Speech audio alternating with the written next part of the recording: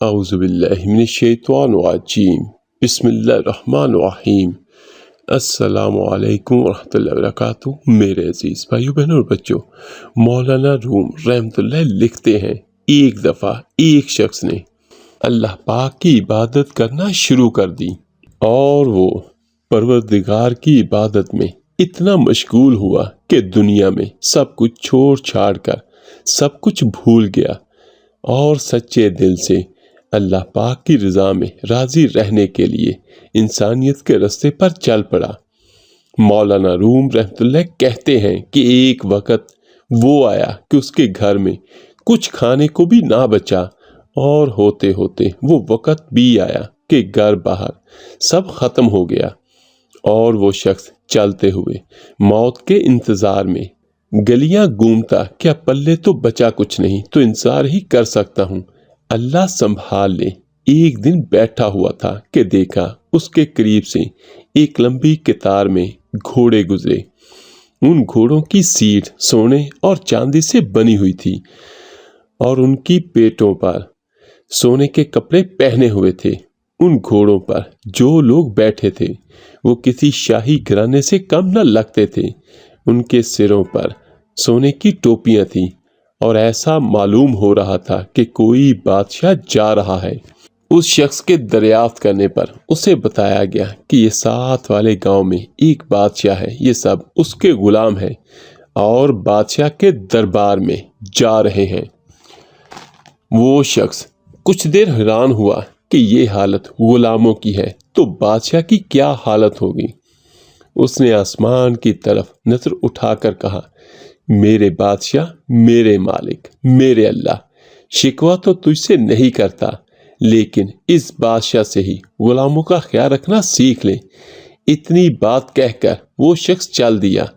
کچھ دن گزرے تو ایک بزرگ آئے اور اس کا بازو پکڑ کر اسے ایک جگہ لے گئے جہاں وہی غلام، وہی گھوڑے تھے، اور دیکھتا کیا ہے کہ کسی گھوڑے کی ٹانگ کٹی ہوئی ہے، کسی غلام کا دھڑ گھوڑے کی پشت پر پڑا ہوا ہے، کسی غلام کے ہاتھ کٹے ہوئے ہیں، کسی کے سر سے خون نکل رہا ہے، کوئی گھوڑے کو زخمی حالت میں واپس لے کر جا رہا ہے۔ وہ شخص بہت حیران ہوا اور بزرگوں سے کہنے لگا، جناب آپ کون ہیں اور یہ سب ماجرا کیا ہے؟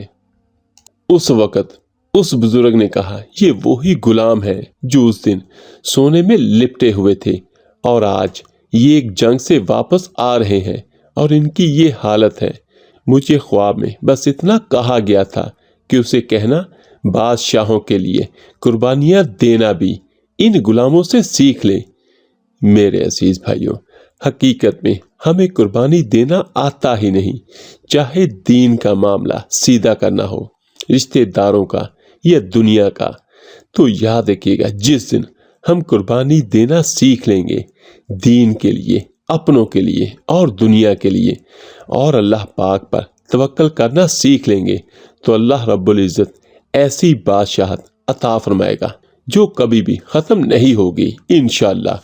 میرے عزیز بھائیوں، یہ واقعہ سنانے کا مقصد یہ تھا کہ ہم خواب تو بہت اونچے اونچے دیکھتے ہیں کہ ہم بھی ویسے ہوں، ایسے ہوں، لیکن ہم میں اپنے میں حوصلہ نہیں ہے۔ میرے عزیز بھائیو، ہم خواب تو بہت بڑے بڑے دیکھتے ہیں، لیکن ہم یہ بھی ساتھ میں کہتے ہیں کہ ہمیں کوئی محنت نہ کرنی پڑے، ہمیں کچھ بھی نہ کرنا پڑے، اور دولت خود بخود ہماری جیبوں میں آ جائے، ہمارے پاس آ جائے۔ میرے عزیز بھائیو، کوئی بھی کام کرنا ہو تو اس کے لیے محنت کرنی پڑے گی۔ محنت چاہے تھوڑی ہو چاہے زیادہ ہو، تو سب سے بہترین امیر ہونے کا وظیفہ یہ ہوتا ہے کہ آپ خود اللہ سے مانگیں، اللہ کو یاد کریں، 5 وقت کی نماز پڑھیں، اور اس کے بعد میرے عزیز بھائیوں، اگر کوئی یہ چاہے کہ وہ مٹی میں ہاتھ ڈالے تو وہ سونا بن جائے، تو وہ میرا بھائی بہن یہ چاہے کہ ایک مٹھی دانہ لے کر اس پر اول آخر درود پاک کے ساتھ ایک مٹھی دانہ لے کر تو اس پر اول آخر درود پاک کے ساتھ 500 مرتبہ یا وہابو پڑھے، اور پڑھ کر ان دانوں پر پھونک مارے اور وہ دانہ چڑیوں کو ڈال دے، تو انشاءاللہ تعالی اللہ پاک کی رحمت سے وہ اپنا نصیب بدلتا ہوا خود اپنی آنکھوں سے دیکھے گا۔ میرے عزیز بھائیو، یاد رکھیے گا کسی کو کھلانا بہت بڑا ثواب ہے اور اللہ پاک اس کا بہترین اجر عطا کرتا ہے۔ لیکن جیسا میں پہلے بیان کر چکا ہوں کہ نماز لازمی پڑھیں، اللہ پاک سے دعا کریں، اور جب آپ نے یا وہابو پڑھنا ہے تو دل میں یہ نیت ہو، اے میرے اللہ مجھے مال و دولت اور رزق وافر مقدار میں عطا فرما، میری غربت تنگ دستی دور فرما۔ اور ساتھ ساتھ پڑھنا ہے آپ نے، اور آپ کے ذہن میں یہ نیت ہو کہ اللہ تعالیٰ مجھ پر اپنا رحمت فرمائے، اپنا کرم فرمائے۔ اور پھر آپ نے پھونک مارنی ہے اور وہ دم شدہ دانے آپ نے کسی بھی پرندوں کو کھلا دینے ہیں، تو اللہ پاک آپ سب پر اپنا رحم کرے گا۔ آمین ثم آمین۔ آخر میں دعا ہے اللہ پاک اپنی رحمت سے، اپنے کرم سے سب کو بہترین اور بہت اچھا اور حلال مال و دولت اور رزق سے نوازے۔ آمین ثم آمین۔ آپ میرے لیے دعا کیجیے گا، انشاءاللہ میں سارے بھائیوں ساری بہنوں کے لیے ضرور دعا کروں گا۔ اپنا بہت بہت خیال رکھیے گا۔ اللہ حافظ۔